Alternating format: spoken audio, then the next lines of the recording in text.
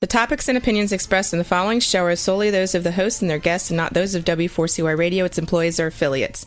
We make no recommendations or endorsements for radio show programs, services, or products mentioned on air or on our web. No liability, explicit or implied, shall be extended to W4CY Radio or its employees or affiliates. Any questions or comments should be directed to those show hosts. Thank you for choosing W4CY Radio.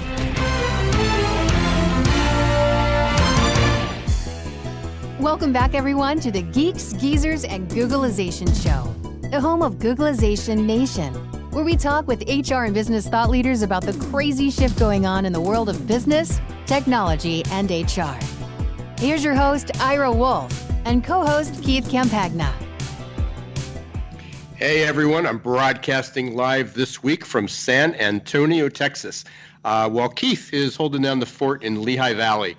On our show today, we have another Texan, Sherri, Ellott, Yeary. We're talking about one of everyone's favorite topics, millennials. If you're a baby boomer or Gen X, you're going to want to stick around, hear what we got to say. And if you're a millennial, well, welcome to your safe zone. No bashing allowed down here. And we can't leave out Generation Z. We'll be talking about what all these different generations with our generational guru, Sherri, Ellott, Yeary. So welcome to the conversation, and apologize in advance for getting to all the millennials for they seem to get blamed for everything. So again, you got a nice safe space there. We've got a great show, so stick with us. Thanks to our sponsors, Zor.ai and Success Performance Solutions. You'll hear more about them during our break. Or you can visit our website, geeksgeezersgooglization.com, and click on the icons for each of them and see what they got to offer. Before we get to Sherri, I got a few big announcements. First, recruitment marketing for the Accidental Recruiter is officially live. We're accepting students. We already got quite a few people enrolled, and we're taking, if you take advantage of an early bird discount, we're offering 50% off the enrollment to the first 50 students. You can learn more about the course by going to Success Performance Solutions and clicking on the button right at the top of the page that talks about candidate experience. Or if you got your smartphones or tablets handy, you can text RM4AR. That's Recruitment Marketing for Accidental Recruiter. That's RM4AR to 64600. RM4AR to 64600. Use the code EARLYBIRD50 and you get that discount. Monday, this is a travel week. Monday, I was in Dover, Delaware for the Delaware SHRM. I want to congratulate them on hosting a fantastic conference. We had a great day. We had a full room. They had to move us from a smaller room to the bigger one. I apologize to the other speakers. I think we overwhelmed them. Nice. And yeah, it was pretty cool, Keith. I don't know if you saw the picture I posted up on LinkedIn, but it was a really massive room, and that was great. And after attending 25 SHRM conferences over about the last 15 months, I got to say they do a great job. It was just a fun event, friendly people. All around, it was good. And today I'm down in San Antonio, as I said, at the ASG conference. That's affiliated staffing group. A lot of staffing companies are down there talking about the same things employers are, believe it or not. Candidate experience. And our topics this morning was about ghosting. So everybody's having a problem with that. And tomorrow I'm talking about artificial intelligence and technology and the future of staffing and HR. Right after the show, I'm presenting a webinar on cracking the curiosity code. Easiest way to get there is just go to brighttalk.com and 2:30 Eastern time. It's live, it's free, so hopefully I'll see you there too. Keith, nice. I know you've been pretty busy as well. You got a lot of things rocking and rolling. Yeah, I'm definitely laid off of the traveling component of all this stuff, but yeah, it's amazing what happens when you start talking to people about the value of human capital. Life work integration has put me in front of several people that now I'm in a position where, Ira, one of the real interesting elements that I'm seeing evolve is this new and improved financial reporting concept that's, it's essentially bringing light to the idea that it's about time that organizations quantify the value of their human capital. And I'm seeing a whole lot of changes going on inside the industry, talking to a whole lot of really, really smart people, and inside both the HR tech and, get this, the financial valuation communities. Because what it boils down to is, what are we doing with all this HR stuff where we're trying to make the company better, we're trying to make everyone happier, more productive, but how does that translate to actual dollars? And I know we got a couple guests coming up on the show later on in the year, that it's just wild to see where the rabbit hole is taking me. So yeah, well, we talk so much about metrics, and it's certainly whether it's about recruitment and the cost of hiring or time to fill or quality of hire. I mean, there's all we talk so much about that, or retention, tenure, engagement. But a lot of that's just not been tied. I mean, people have tried for years to tie that to the finances, but it's not been. But now they're actually, what you're working on, and it's so true. People are not that we want to put a dollar value on everything that HR does, but people drive the business, and everybody needs to be a better manager, a better leader, better focused, and identify. We can't do these random trainings and random hirings and just try another job board, buy another piece of software. We've got to look at what the investment is, and because it is an investment. I mean, finally, yeah. I think they're talking about HR as or human capital as an investment that reaps rewards for the organization and the people within it. So good stuff. Here's the real fun part for a guy like me. For the most part, the entire human resource technology industry relies on being able to have somebody inside of an organization be their champion so that they would purchase their software. And the challenge that they have, historically speaking, and we've talked about this plenty on the show, is how HR does not have the training and the experience to vet, buy, implement, deploy, and manage change as it relates to software.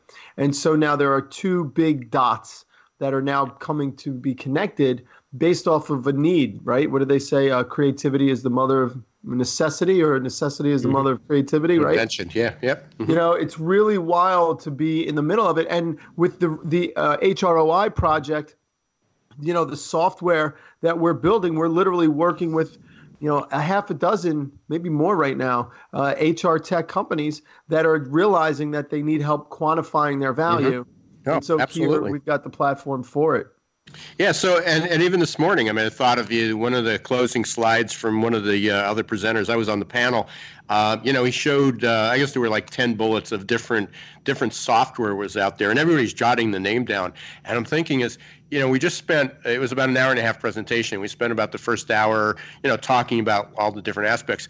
And each time we would ask, who's measuring that? What are you doing? What are your best practices? And there was no strategy. It was sort of random. There were a couple tactics that people did, a couple cute things, or they purchased this, or they did that, or they tried a career fair, but it was all random, hit or miss, and you just can't do that anymore. So we can talk about that forever. I'm sure. and all things considered, it doesn't get any better on the actual vendor side. Oh, absolutely not. Yes. These vendors send their sales force globally, and they give them no cannons, no weapons, nothing to help the buyer, and all that's changing. And here we are. They talk about it as an investment, but they don't give them any tools to talk about what the return is. So, other than somewhat generalization, or one other company reaped that benefit, but that doesn't mean they will either. So we can talk about that all day long, but we've got a great guest today. And again, we were talking, the topic started out about ghosting, and right off the bat, we had to put a squelch to a lot of people talking about the millennials. It's bad work ethic. People just don't want to work anymore.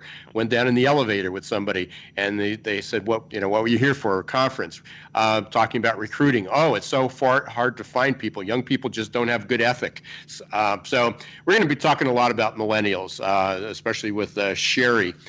So Sherri's the author of Ties to Tattoos. I love that title because one of the chapters in my prior book, I don't know if Sherri knows this, it was tattoos, flip-flops, and I'm trying to remember what the other one was. I wrote it about 11 years ago, but at that time it was sort of a bashing of millennials. And as you may know, for those who've heard me, I sort of self-proclaim myself as a recovering millennial basher. So she's got ties to tattoos. It's now in its second edition.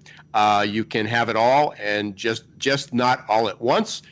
Which is a woman's journey on the corporate ladder, and the newest series. First book is out, second one's coming.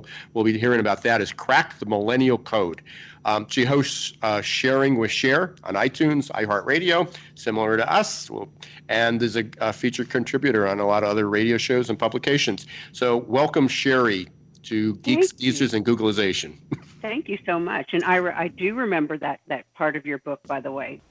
Good. I don't know if that's good or bad. No, I do actually remember that, and it made a lot of sense to me. I think I actually did a speech for a law firm, and we called it flip-flops or something like in the office. So it was kind of a play off of what you were talking about. So yes, it's still in my mind. I mean, that was 2008, 2009 is when I published it. And again, at the time, it was, that was the big concern. People showing up for flip-flops and T-shirts and with tattoos and piercings. Now it's still flip-flops are still maybe, depending on the environment, in tech environments and professional places, maybe flip-flops isn't the thing. But, certainly tattoos and piercings has been, accepted just like long hair and in the 60s and 70s when it started, or even facial hair. I remember companies wouldn't hire people if you had facial hair, even a mustache. I'm not talking just unshaven look. I'm talking a mustache or a beard or a goatee, even if it was manicured for that. So Sherri, I got to ask you this question. Last week we talked with Matt Charney, and he started out by saying, I don't even know why we're still talking about candidate experience, because that was our topic. So I've got to ask you, I got my opinions, but why are we still talking about millennials? Because people are looking at them in a negative way, and it's still a negative conversation. And that's the main reason I decided to do Crack the Millennial Code, because one, I have 3 millennials as children. And so I was looking at it going, you know what? I thought I was moving out of the generational space after Ties to Tattoos has celebrated its 10 years of being on the shelf. And I went, I can't, because we're still not having positive, productive conversations and changing the workplace to embrace millennials. So I went back to the drawing board. Okay, so everybody's on the same page, because there's no exact numbers. But when we talk about millennials, what chronological years are you using to define them? Yeah, I usually go by how old they are each year, because people seem to understand that better. So right now, approximately 22 to 38. Right. Yes, so that's similar. I usually say like 22 to 40 or so, yeah. Which is crazy because people say, oh, no, we're not talking about them. We're talking about kids in high school, or it's so hard to get kids in college. So, and I apologize to the Gen Z because they're getting blamed for the millennials as well. Millennials seem to have gotten dumped on, whether it's the economy, whether it's the job market, whether it's your 14-year-old neighbor kid. They're somehow still called millennials, and they get bashed. Again, they're that's Generation Z. Just for anybody who's asking, what's the next generation following them? Sherri, let me jump in here. Maybe just because I'm sitting here wondering how it's possible at all that people haven't changed the way they think about millennials. Can you give me a little bit of depth to what's really going on out there? I just see this massive movement, a massive opportunity. We talk about needing to reskill and retrain employees. And from my perspective, a 28-year-old beats a 48-year-old almost all the time in terms of willingness to learn new things. And it seems like the perfect strategic opportunity. What's going on out there with this resistance to just embrace and go forward? Yeah, what I see still is when I'm speaking, and I love to look at the organizations that ask me to come in because their demographic usually tells me what the challenge is and where they are. And it's typically baby boomers are still not totally out of the workplace. And so they're the ones who are saying, you know what, I don't have to like them, I don't want to like them, and I don't need to change. And that's really where we hit that ceiling is that problem is the internal baby boomer generation is like, this works for me. I don't want to learn something new. And through all the studies I've done in the research and interviews, that's the point that I keep coming back to. I even get this, guys. I even pierced my nose on the left side. And after I grew my hair out, it was harder for them to see, but I pierced my nose for the reason that I wanted to disrupt my audience when they saw me, because they would automatically go, you know what, that whole image of what you look like and that, you know, what people's first impression are got changed when I'd have men come up and they were in their 50s and 60s and go, why would you do that to your face? And I'm like, did it start a conversation with you? Yes, it did, because it seems to annoy them that people are different. Yeah. So it's really, so, all right. So then it sounds to me like it's a leadership training that helps people come to terms with the fact that different is good.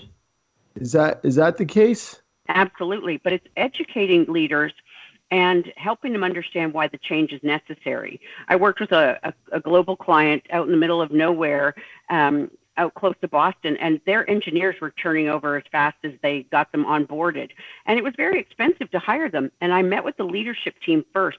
And I was like, okay, your company's been in business over 200 years. It employs your kids, probably going to be your grandkids. Do you want this company to be around 200 more? And they're like, absolutely, of course. And I said, well, you're the main employer other than Frito-Lay in this town. And if you keep running off these young millennial engineers, you're not going to be able to have a company and an organization. And that light bulb moment for them, that was their aha moment. So that was their reason. You know, we talk about the WIFM statement, what's in it for me? Millennials have that, but also answering that for leadership and saying, this is what's in it for you if you are willing to make this mind shift.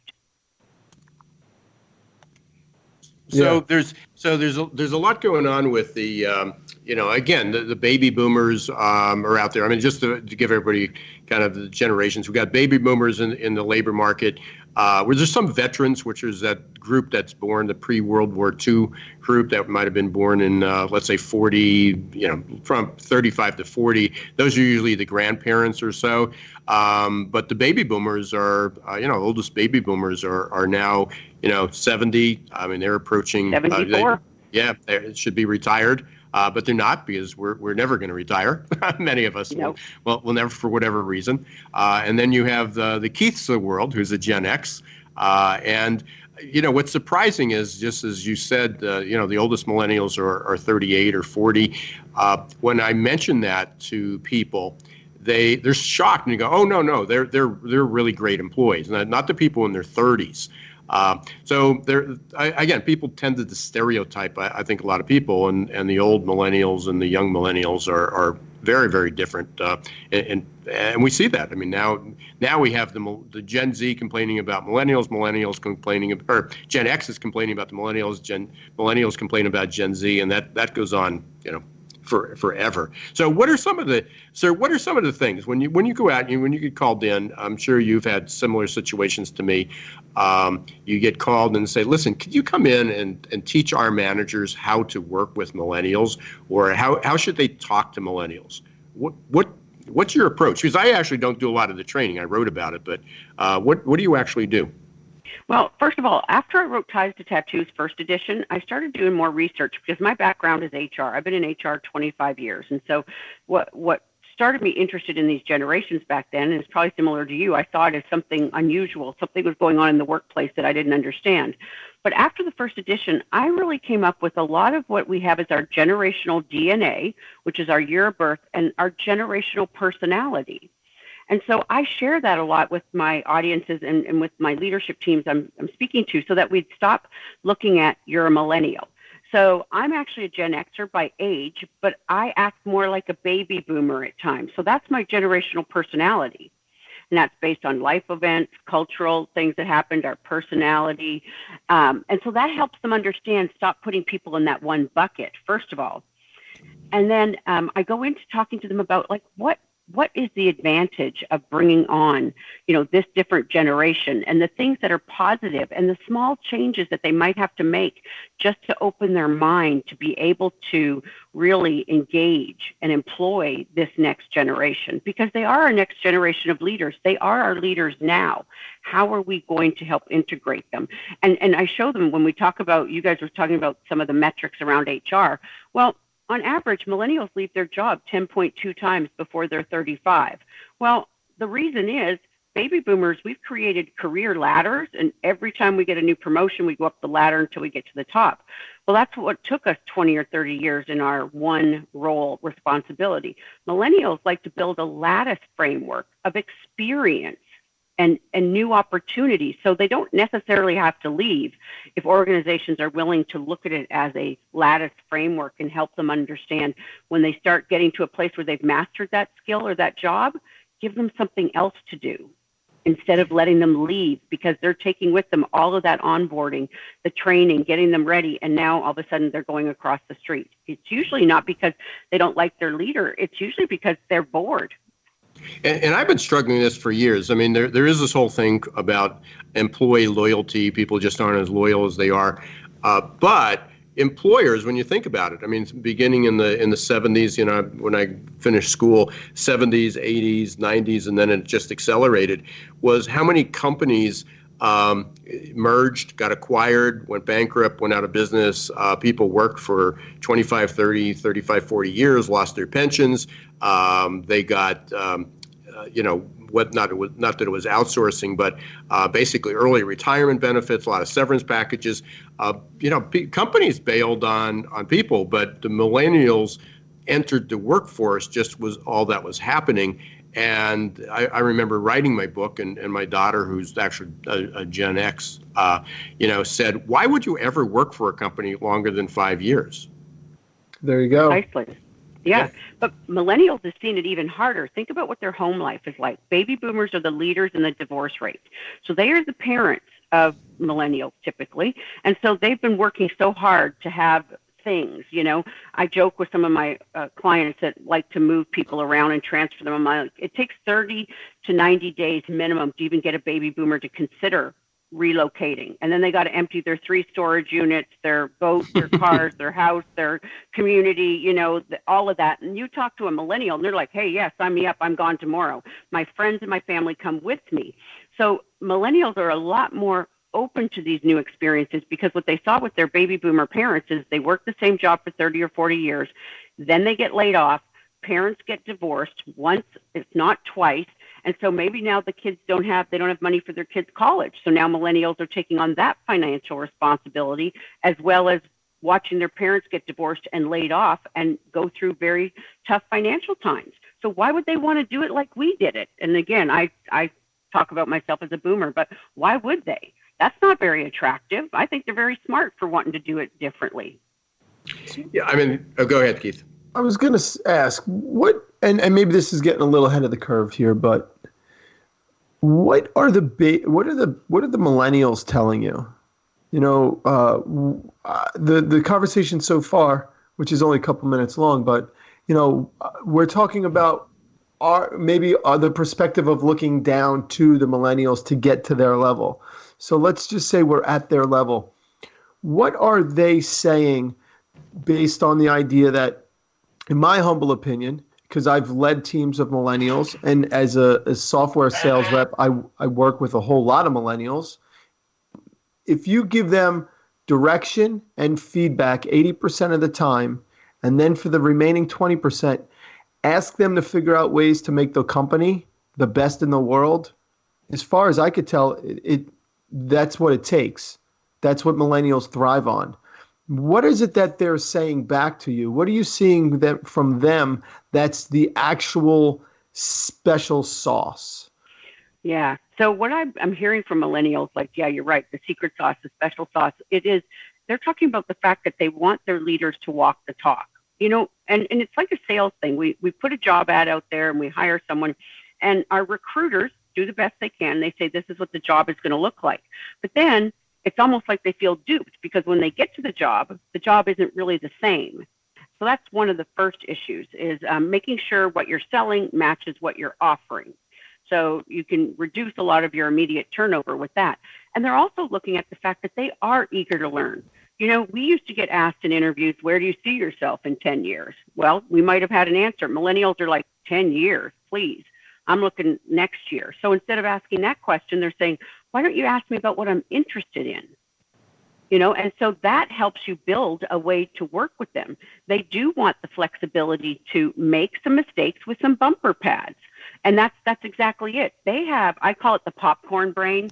And I'm now 51. I don't have that popcorn brain where new ideas are always going off in my head nearly as much as they used to. But millennials are. That's why they're asking the why question so much. They're not asking why because they're being disrespectful. They're asking why because they're interested. They haven't been in the same industry doing the same job for 30 or 40 years. So we need to harness that energy, that creativity, and allow them to have a format and a place to share their ideas and what they've discovered on their own when you set them free to go out and work on a project with a few parameters. They want their feedback to be honest, authentic, not just thank you, thank you or good job. Thanks for showing up today. Yeah, and it seems, and I know we're coming up on the break here, but it seems like the millennials, the macro challenge is that change is not easy to do on a corporate level in any real size company. However, I feel like these millennials are way smarter and way more capable. We talk about how maybe the gig economy might do that hockey stick thing where if I'm trained in some capacity inside of an organization and I'm 27 or 33, you know what? Maybe I can make enough of a living that I can set my own schedule and I don't need to be exclusively tied to any one company. And it seems like, again, not to sound like a broken record, but it doesn't seem like it's that hard to fix this challenge, but yet companies aren't doing it. And I think they're going to run out of time before millennials, or maybe there's just enough millennials that it's not. No, I think they're running out of time, but also at the other side, think about how many baby boomers we have retiring a day. They say on average 10,000. So baby boomers, they have a wealth of knowledge in their industry. Well, they leave, and if an organization hasn't developed a mentorship program with a millennial and the baby boomer leaves, takes all their knowledge capital with them because they feel like that's what makes them valuable. They don't want to share it with anybody because they're afraid they'll lose their job. But then they retire and then they become your consultant and they charge you twice as much. Right. So, yeah. I'm like, come on, guys. Come on, employers. Think about this. Get the goods from them before they go. Make it a win-win situation with millennials. And then you're going to present millennials the opportunity to continue to develop from a stronger place. For 30 years, we've been struggling with this. Everyone recognized that the baby boomers would eventually retire, and yet knowledge transfer and mentoring and coaching is still a hot topic. So we're going to continue this conversation about millennials, Generation Z, all the generations, and how we can make a better workplace. You are listening to the Geeks, Geezers, and Googlization show. We're with our guest, Sherri, Ellott, Yeary. We've got Keith Campagna, my co-host. We're going to take a short break. You're going to hear from our sponsors, Zor.ai and Success Performance Solutions. So stay right where you are. We'll be back in 2 minutes.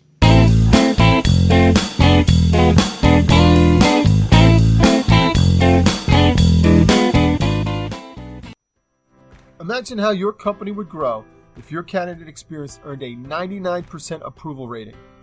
Well, to get to 99%, you need the 3 best letters in recruitment technology, XOR. Zor's text bots, chat bots, and audio bots increased IKEA's candidate conversion rate 455%. Zor decreases candidate drop-off rates, improves your candidate experience, and collects analytics for future strategies.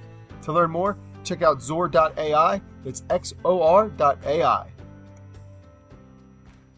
Hi everyone, this is Ira Wolfe, author of Recruiting in the Age of Googlization. I'm excited to announce that my online course, Recruitment Marketing for the Accidental Recruiter, is open for business. This course is the culmination of a 2-year-long project and releases recruiting tips I've learned after hundreds of hours of research, speaking with thousands of conference attendees, and interviews with dozens of experts. It's all available to you in Recruitment Marketing for the Accidental Recruiter. To receive more information or get started, visit our website at www.successperformancesolutions.com and click on the tab Recruitment Marketing for the Accidental Recruiter.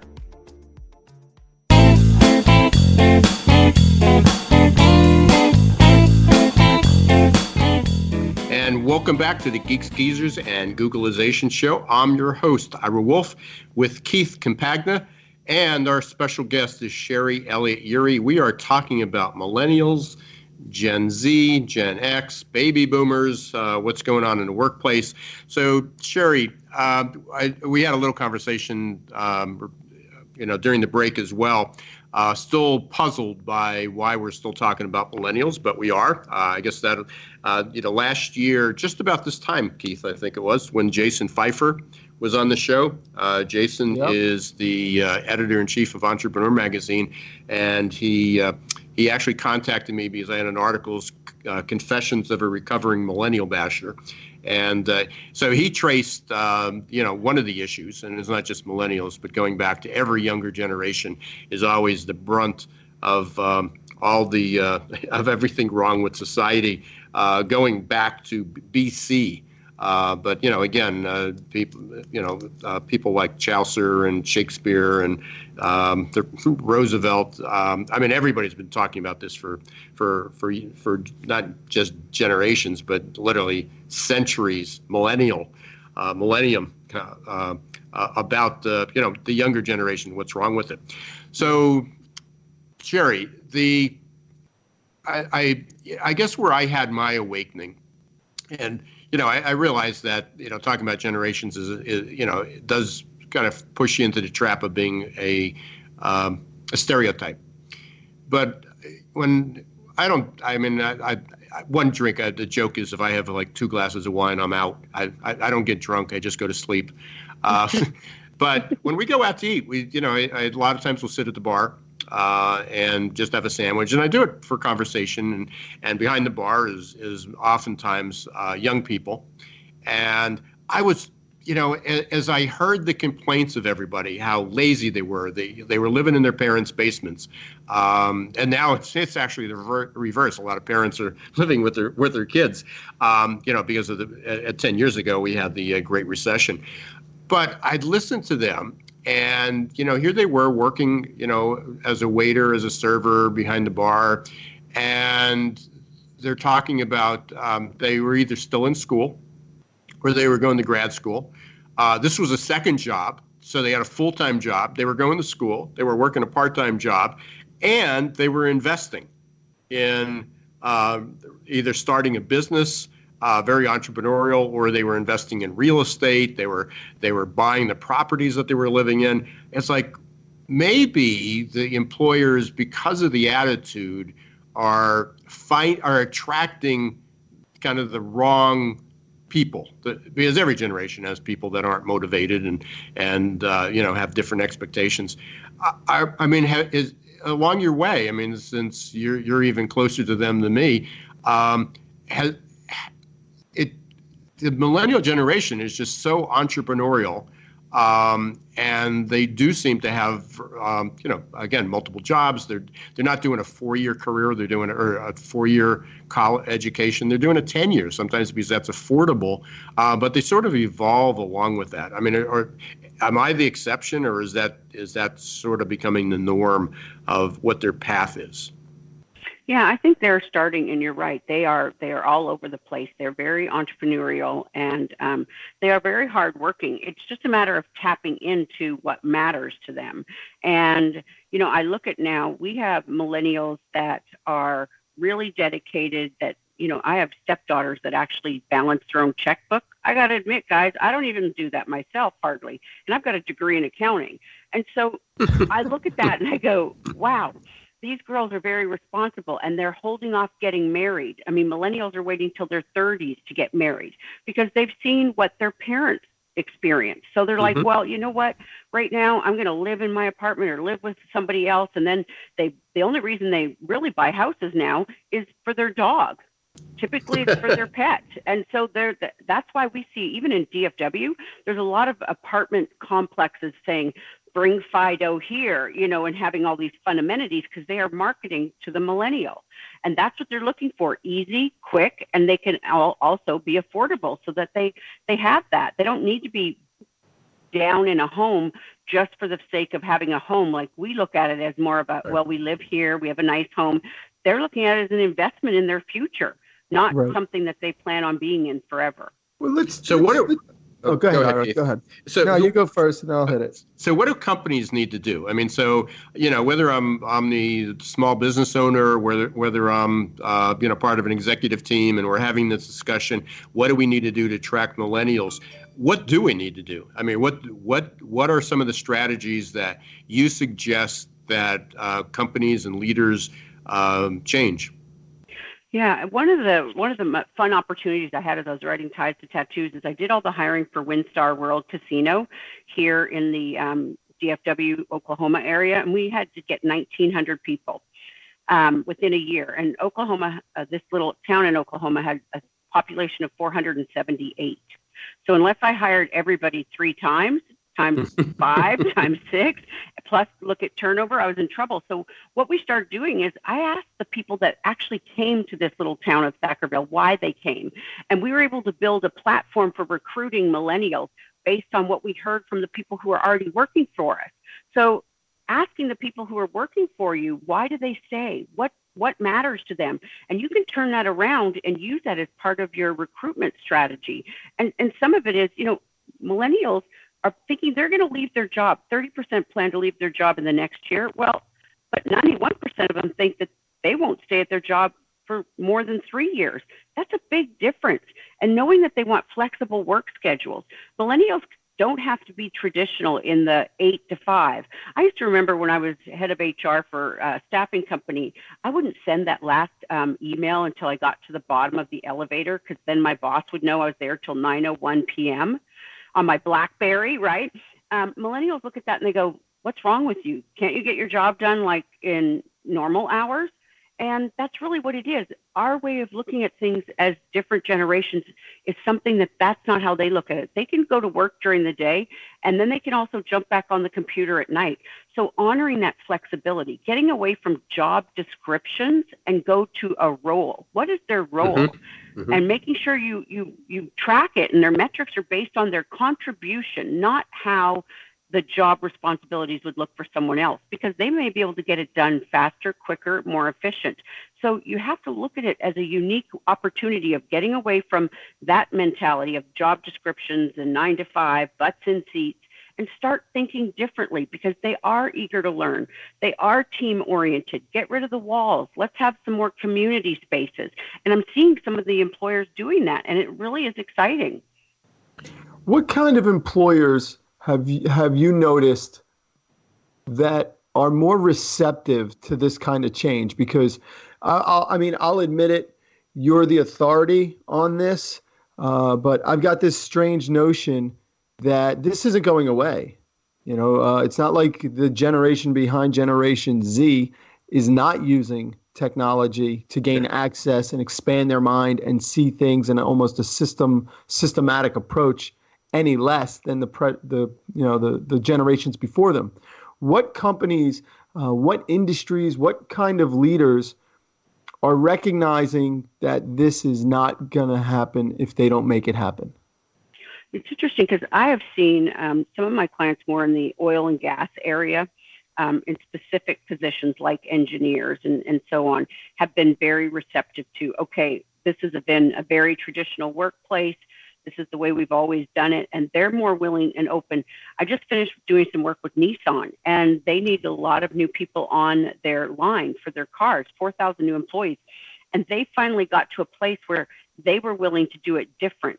Millennials couldn't bring their phone to the line when they got to work. They didn't realize that was like a danger to be on an assembly line with their cell phone in their hands. So they were open to creating these, other open spaces where they could have frequent breaks to go, play video games and interact with each other. And they were really open to that. And so it's really great to see that I've started seeing some different ones in education, some in engineering, some in the car manufacturing. I think what's happening across the board is organizations are going, we can't keep affording this kind of turnover. There's got to be a way to connect with this generation. It's not that hard. So, hey, and I'm checking. I got my LinkedIn profile pulled up here as well, just checking for comments and things and activity. So from Christine, there was this nice comment. This is an absolutely awesome podcast. So thank you, Christine. I'm an Xer. I'm challenged on connecting with the Millennials and Gen Z. What I consider disrespect, they are merely being who they are and how they choose to look and move forward with their careers.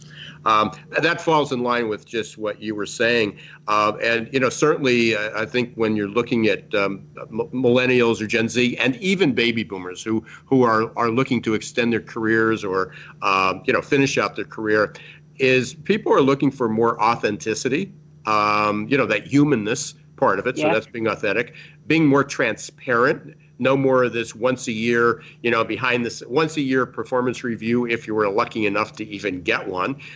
Salary was always this big secret. Don't share with what's going on, and everybody knew what was going on. So there was this layer, this fake layer of transparency, and the millennials just demand it, and part of it, that's the world they grew up in. It's not that they challenged it; they were born into a world where, with social media, they don't know a world without technology, without accelerating change.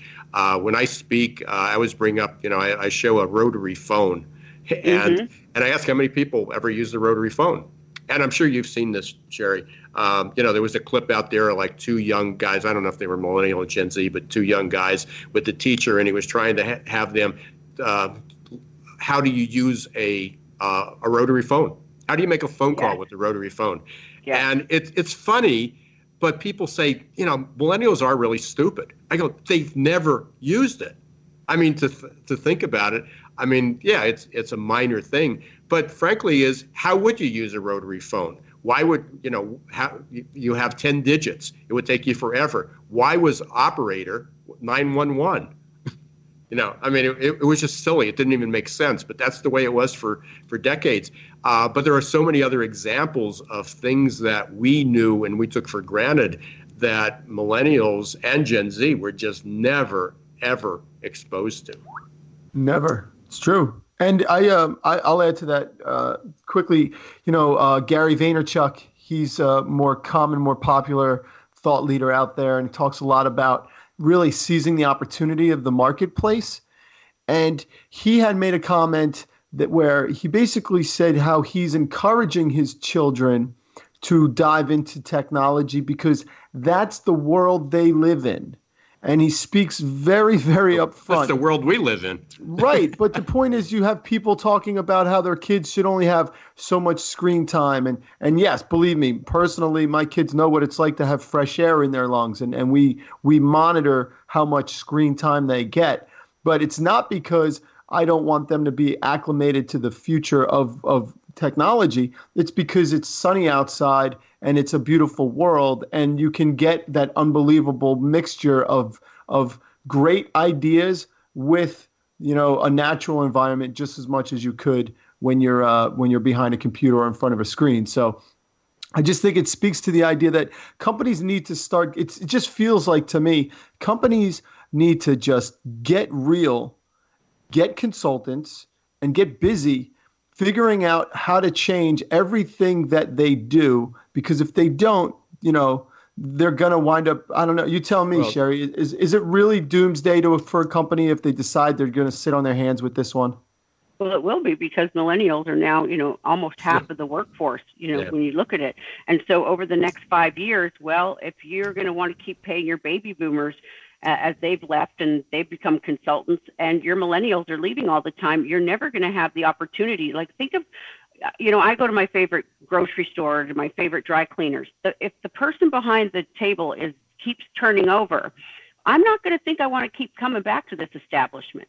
So it also affects your customer experience. So not only all the HR metrics and so on, and the doing it, but just think about the customer experience. Keep your millennial employees at your organization with that much turnover. It's absolutely huge. So, yeah, and I bring that out often. The projection is by 2025, somewhere between 65 and 75% of the workforce will be millennials. And I found this over the years, is we still sort of get stuck on time and think of the millennials as always young. But in 5 years, they're going to be almost 45 years old. And they will be in leadership, and they will be, there's so many entrepreneurial businesses and so many new businesses. And when we talk about the technology that's going to take place, the future is going to be just unrecognizable. Sherri, I know you've got, we're running out of time here. We're getting to the end, as we always do. We can probably have 3-hour shows and still not cover everything we want to talk about. But I know Cracking the Millennial Code is your first book in a series. So can you briefly tell everyone about that, and then how they can get a hold of you and how they can get copies of the book? So. Sure, certainly. So as I said, I decided to write a new series called Crack the Millennial Code, and each one of the books one's on marketing. The first book that came out is on marketing to millennials, so still Crack the Millennial Code. And the second one is managing millennials, and I have a great friend up in Canada who developed this really interesting interview technique for millennials that is like turning the HR world on its storm. And so I've included that in the second book that'll be coming out next month. And the third book of Crack the Millennial Code is how to motivate. So market, manage, and motivate millennials. And I put them in smaller books this time because what I've been getting back is leaders want quick information. And so the books are like 15 to 20,000 words, and it makes it a lot easier to digest, and it's not so overwhelming as it was for me when I did Ties to Tattoos. Yeah, micro-learning. Next year, you'll need to put them in a video too. So we should talk about that as well. So what's some kind of final words of advice for companies? Yeah, to embrace the millennial generation and find an advantage of how you can work with them to increase your collaboration and reduce your collision. And that's really the bottom line. It's just be authentic, connect with them, and make some minor modifications so that you can ensure that you are building the workforce, not just for today, but of the future. I like that. Collaborate, don't collide, right? Yes, that's one of my speeches, Bridging the Generational Gap, collaboration versus collision. Wonderful. And they can get to you from, I know you websites, LinkedIn. Yeah, they can LinkedIn, Facebook, Twitter, Sherri, Ellott, Yeary, or my website is generationalguru.com and crackthemillennialcode.com. So they can reach either one of those, or sharingwithshare.com. Well, thanks very much. I know you said you flew back from Canada, so we'd have a good connection. I appreciate that. And it was definitely, we had a great connection. Appreciate all your advice. Good luck with the new books. My Recruiting in the Age of Googlization should be out in December, hopefully December, as a second edition as well. So I know you're So it's been good. So we're talking. We'll continue our conversation out there for sure. Wonderful. Thank you both so much. Yeah, thank you. Great conversation. Yeah. Keith, and good luck. Yeah. Keith, closing words. It's amazing to me, dude. Like, honestly, I don't know what to do. There's so much opportunity for business leaders it's starting to feel like it's an ego play, where companies are they really unaware of the opportunity they have just by being a little bit adventurous. You can't tell me they don't have the money. You can't tell me they don't have the time, because without doing these things, and it kind of falls in line with everything else we talked about. Without doing these things now, you're never going to succeed later. The world has changed. The shift has hit the plan. And it just blows my mind that it's not, I guess maybe that's what we're doing this, right? We're creating awareness, and we're getting people out there that may be so busy doing their day-to-day stuff that there's opportunities for you to make quick moves and change the way your company performs.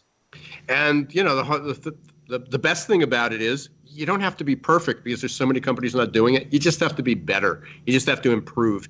And again, it goes back to the same thing. It's making the effort, keeping an open mind. And in fact, that's what we're talking about in half hour on my webinar about curiosity, having an open mind, being willing to grow. And to the millennials out there that are out there listening, one, thank you. Keep coming back because this stuff has got you in mind.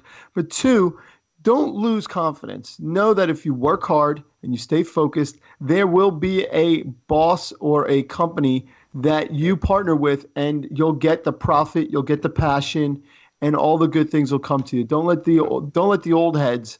Better yet, they will be the boss. Yeah, so exactly. Many of them are. They're incredible. The ideas and the new companies and solutions that they're coming up with, and I am very confident that the millennials will help save the world because goodness knows we need it after the baby boomers. Yeah. So, hey, we're almost up against the end here. Thanks again, everyone, for listening. Thanks for sharing what's on your mind. If you've got new topics, questions, concerns, things you want us to talk about, please let us know. You can contact Keith or myself on LinkedIn. You can go up to the website, Geeks Geezers Googleization, and join Googleization Nation. Thanks again to Zor.ai and Success Performance Solutions. Don't forget to join us next week, Wednesday, 1 p.m. Eastern Time, W4CY.com. And catch all our podcasts on Spotify, Apple, Google, iHeart, SoundCloud. I'm not sure who I missed, but there's about 30 of them that you can get it on. Until the next episode of Geeks Geezers Googleization, this is Ira Wolfe and Keith Campagna. Don't let the shift hit your plans.